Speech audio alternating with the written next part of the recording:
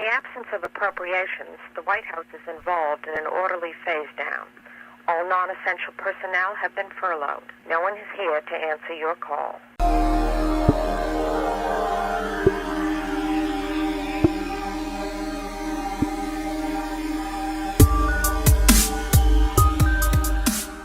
Well, that's it, guys. Government's gone.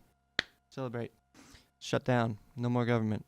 Right? No. Since 1976, there's been 18 shutdowns, only 8 of which employees were furloughed.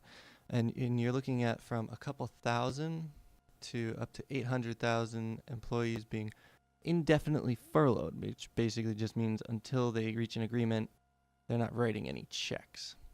There's roughly 2.8 million federal employees. It's a drop in the bucket. It's kind of like the budget cuts where you're like trillions of dollars in debt and then cutting, I don't know, $10,000 here, there, everywhere. And it doesn't really amount to much.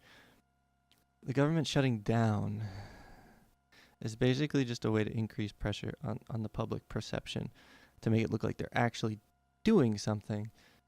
It's not a lot to worry about. Everyone's really confused and worried. And they basically have the memory span of maybe 2 months, 3 months or whatever.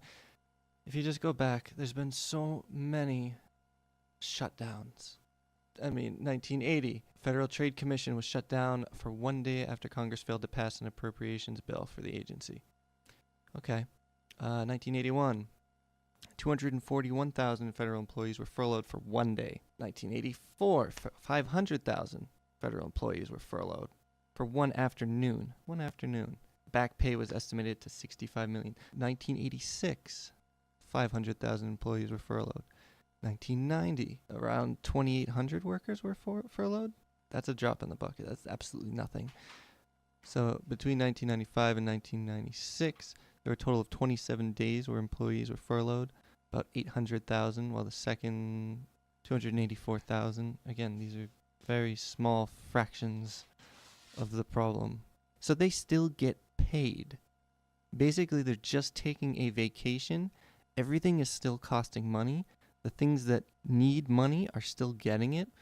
Nothing changes. Nothing changes. This is an expansion of the illusion of power that our Congress has. And who really gets affected? We do, as always. It's no skin off their back. They get paid again as soon as they reach an agreement. So basically they get a vacation because they failed to do their job. A paid vacation because they failed to do their job. It's absolutely ridiculous. This current one started at 12 a.m. this morning, and I guess it's the first time since Jimmy Carter that a government shutdown took place with the House, Senate, and executive branch being controlled by one party. So the Republicans can't even agree on a budget. It's absolutely ridiculous. It's a bunch of bullshit, as always. More of the same garbage. They're just trying to scare you and make you think they're doing more than they really are.